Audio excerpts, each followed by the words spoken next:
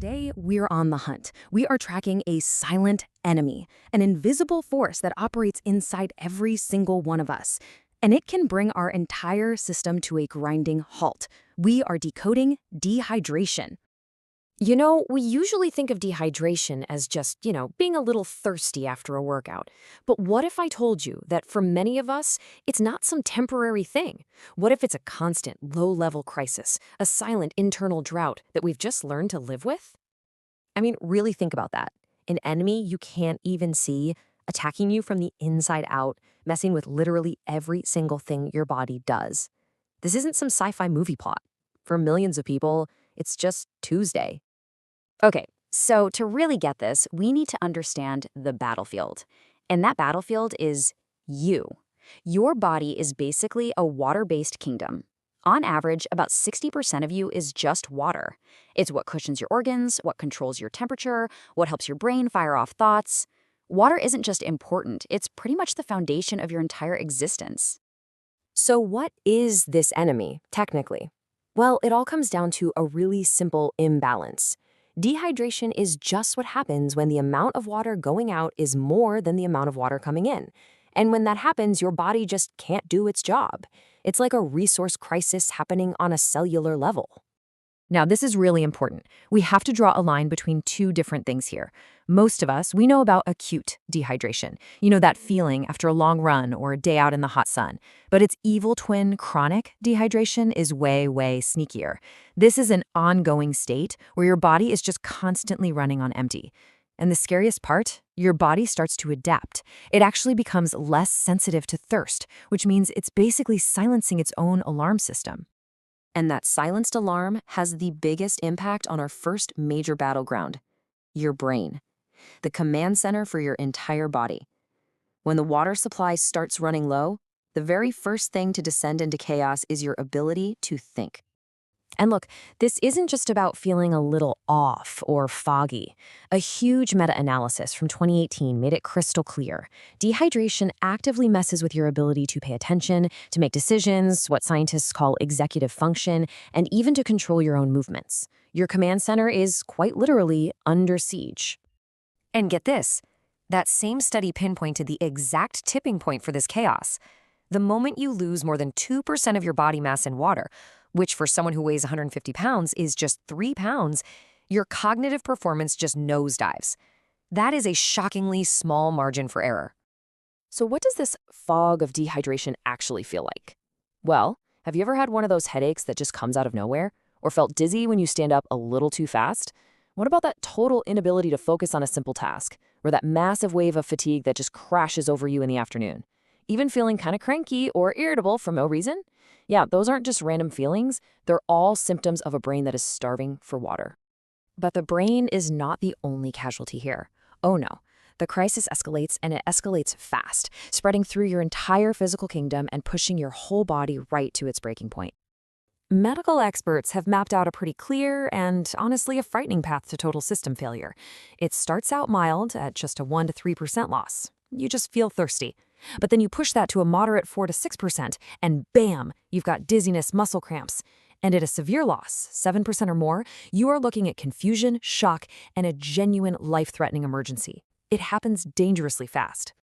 And the warning signs? Well, they're different depending on who you are. For us adults, the classic clues are pretty obvious. Extreme thirst, dark-colored urine. But for infants and little kids, the signals are way more subtle, and frankly, a lot more urgent.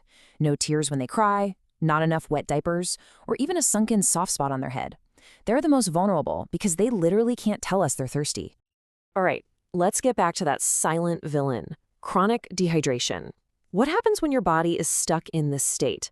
Not for a few hours, but for months or even years.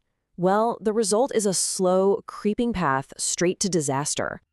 First up, your kidneys. They're your body's amazing filtration system. But ongoing dehydration is directly linked to decreased kidney function, incredibly painful kidney stones, and yes, even outright kidney failure.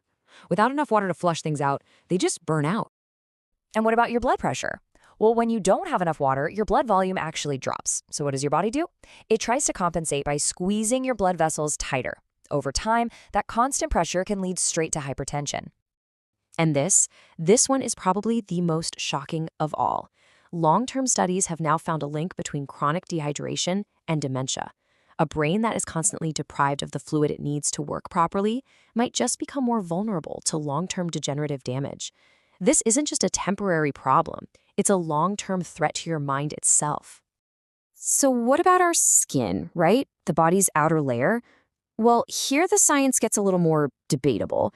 One study found that yes, drinking more water absolutely improved deep skin hydration, especially for people who didn't drink much to begin with. But other dermatologists argue that, well, yeah, internal hydration is great for your health, it's not going to magically erase your wrinkles. For that, they say you still need a good topical moisturizer. So it's a piece of the puzzle, for sure, but maybe not a magic bullet. So we've seen the very clear, very present danger of not drinking enough water. But this is where our story takes a really dramatic twist. What happens when you drink too much? I mean, that seems like the logical answer, doesn't it? If a little water is good for you, then a whole lot of it must be even better. But the thing is, our bodies are these incredibly fine-tuned machines. It's all about balance. And tipping that balance in the other direction, well, that can be just as dangerous. And this brings us to a brand new enemy, something called hyponatremia. So think of it like this. Your blood needs a very specific amount of salt to work right. When you chug way too much water way too fast, you dilute that salt concentration, kind of like adding gallons of water to a pot of soup. This makes your cells, and yes, that includes your brain cells, swell up with all that excess water. And a swelling brain is catastrophic. The symptoms of this dangerous deluge are absolutely severe, and they can escalate with terrifying speed. We're talking everything from headaches and confusion all the way to seizures and even a coma. It's a really big risk for endurance athletes who are drinking tons of water but not replacing the electrolytes they're losing in their sweat. So the key, as always, isn't excess, it's balance. Which brings us to our final act. We've met the enemy, we've even met its surprising accomplice. So now, how do we win this war? How do you become the master of your own internal ocean? Okay, here it is, your toolkit for victory. Number 1, don't wait until you're thirsty. By the time you feel thirst, you're already dehydrated. 2, eat your water. Fruits and veggies are packed with it. 3, check your urine color. Simple. Pale yellow, you're good. Dark yellow, you need to drink up. 4, if you're doing really intense exercise for a long time, use a sports drink to replace those lost electrolytes. And finally, number 5, just drink in moderation. The goal here is balance, not to become a human water balloon. Dehydration might be a silent enemy, but your body is constantly sending you signals. From a little headache to the color of your urine, it's telling you exactly what it needs to thrive. The only question left is, are you listening? Because mastering your hydration isn't just about drinking water, it's about learning to speak your body's own native language.